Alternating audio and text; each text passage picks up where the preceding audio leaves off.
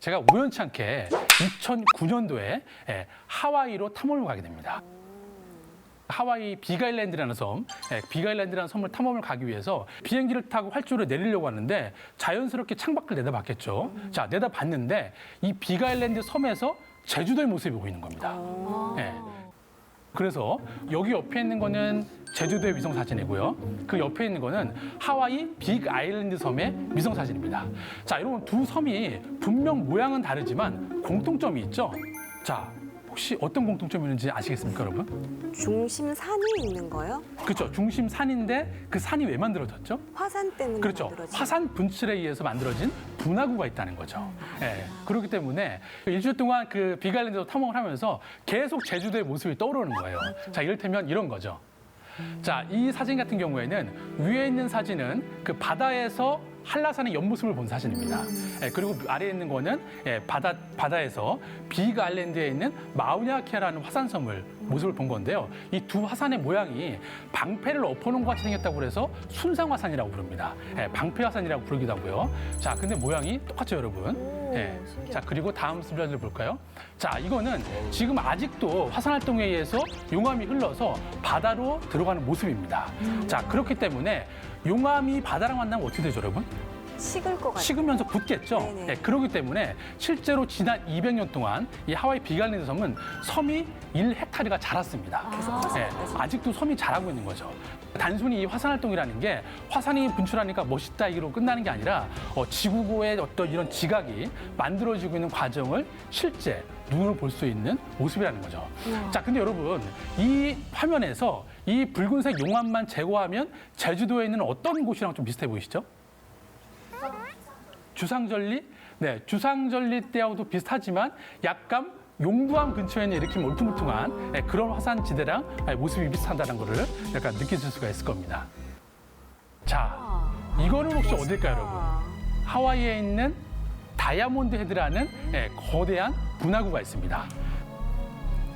근데 이걸 보시면 약간 어떤 모습이 연상이 되시죠, 제주도에? 네, 맞습니다. 바로 제주도에 있는 성산 일출봉이 똑같이 마그마가 물이랑 만나면서 급격하게 이렇게 분출하면서 만들어진 분화구인 겁니다. 똑같다는 거죠.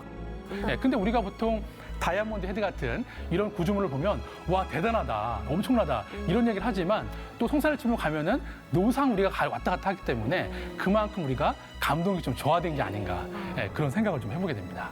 자, 그리고 마지막 하나 더 보여드리면요.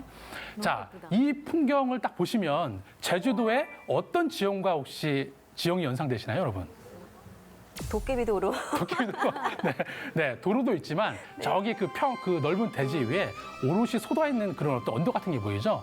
바로 제주도에 있는 오름과 동일한 겁니다. 자, 근데 우리가 오름 하니까 그냥 뭐 제주도에 있는 그냥 동산인가 보다라고 생각을 하지만 오름의 과학적인 용어는 분석구입니다. 하나의 독립된 화산체라는 거죠.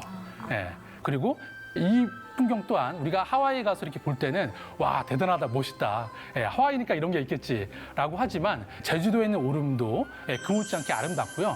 심지어 단일 면적 안에 지구상에서 이렇게 오름이라는 형태가 가장 많이 밀집되는 곳이 또 바로 제주도입니다. 네. 이렇게 화산이라는 게 하와이에도 있고 제주도에도 있잖아요. 자, 그러면 그 화산 활동이라는 게 지구에서만 일어날까요, 여러분? 지구 밖을 떠나본 적이 없어가지고. 우리가 보통 화산 활동, 지진 이러면은 그냥 우리 지구니까 생기는 거 아니냐 생각할 수 있지만 화산 활동은 지구뿐만 아니라 전 태양계적인 현상입니다. 자, 여러분, 지구에서 가장 높은 산이 어디죠? 에베레스트. 그렇죠. 에베레스트죠. 에베레스트. 근데 해발 기준으로 쳤을 때 8,800m이기 때문에 제일 높은 거고요.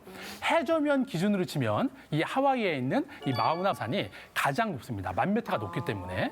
자, 근데 그 뒤에 보면 더 높은 산이 있습니다. 산의 이름이 올림푸스 몬스인데 산의 높이가 무려 25,000m입니다. 자, 이 산은 어디에 있는 산일까요? 혹시 사유리 씨 아시겠나요? 제주도? 네, 올림푸스 몬스. 어디 있어요? 지난번에 분명 수업을 들으셨을 텐데. 하와이요. 하와이는 아니고요. 바로 화성에 있는 화산입니다. 화성? 네, 태양계에 있는 화성이라는 행성에 있는 태양계에서 가장 큰 규모의 화산이 바로 올림푸스 몬스라는 화산입니다. 맞아.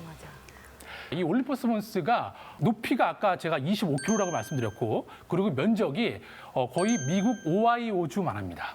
예, 크다. 그 정도로 크고요. 예, 근데 지구에 있는 화산들은 대부분 뭐 높아도 1000m 그리고 몇천 미터 이 정도 되는데 도대체 왜 화성에 있는 이 올림퍼스 몬스 화산은 높이가 25km나 될까요? 알 것 같아요. 왜 그럴까요?